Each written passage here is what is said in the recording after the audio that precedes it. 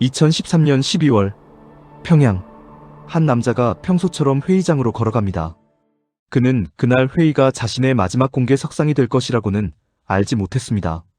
그리고 그날 북한의 권력은 새로운 모습으로 바뀌기 시작합니다. 평양의 겨울은 조용했습니다. 회색빛 하늘 아래 사람들은 두꺼운 외투에 깃을 세운 채 말없이 걸었습니다. 거리의 확성기에서는 혁명가요가 흘러나왔고 버스 정류장에는 사람들이 줄을 서 있었습니다. 겉으로 보기에는 평소와 다르지 않은 아침이었습니다. 하지만 권력의 중심에서는 전혀 다른 시간이 흐르고 있었습니다. 노동당 중앙위원회 청사 앞 검은 승용차 한 대가 천천히 멈춰섭니다. 문이 열리고 한 남자가 내립니다. 주변 사람들은 자연스럽게 고개를 숙입니다. 누구도 먼저 말을 걸지 않습니다. 누구도 그의 앞을 가로막지 않습니다. 그것만으로도 그의 위치를 알 수 있었습니다. 그의 이름은 장성택. 김정일 시대부터 권력의 중심에 있었던 인물입니다. 그는 김정일 국방위원장의 매제였고 김정은 체제가 출범한 초기에도 중요한 역할을 했던 인물로 평가받았습니다. 그가 걸어가는 복도는 조용했습니다. 회의장 안에는 이미 수많은 간부들이 앉아 있었습니다.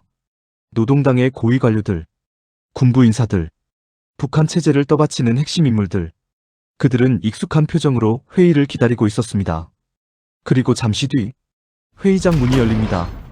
검은 양복을 입은 보위 인력들이 안으로 들어옵니다. 회의장 안의 공기가 멈춘 듯 조용해집니다. 그들의 걸음은 망설임이 없습니다. 시선은 단 한 사람을 향합니다. 장성택.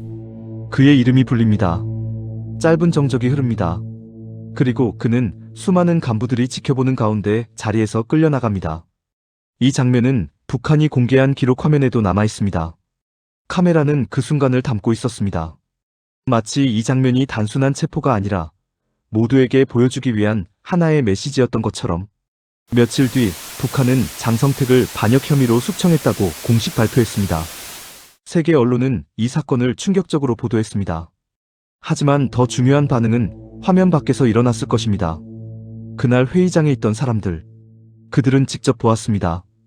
오랫동안 권력의 중심에 있던 사람도 한순간에 사라질 수 있다는 사실을. 그날 이후 북한 권력의 중심에서는 누구도 자신의 자리가 영원하다고 믿기 어려웠을 것입니다. 권력은 총으로만 유지되지 않습니다. 때로는 단 한 번의 장면이 수천 번의 명령보다 강한 힘을 갖습니다.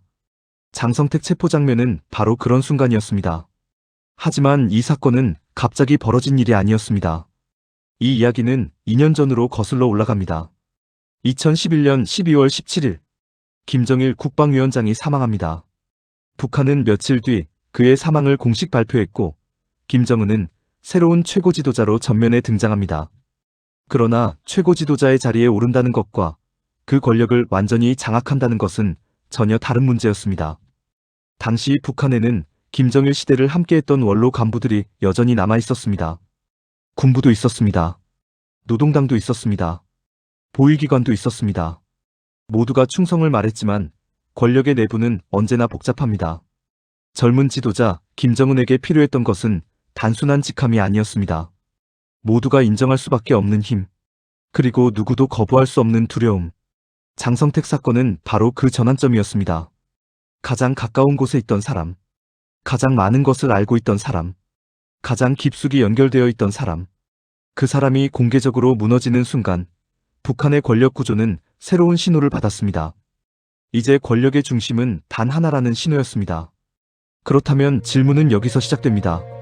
왜 하필 장성택이었을까요? 그는 어떤 사람이었고 왜 김정은 체제에서 가장 먼저 제거되어야 할 상징이 되었을까요? 다음 장에서는 장성택이라는 인물의 위치와 그가 사라진 뒤 북한 권력이 어떻게 재편되었는지를 살펴보겠습니다.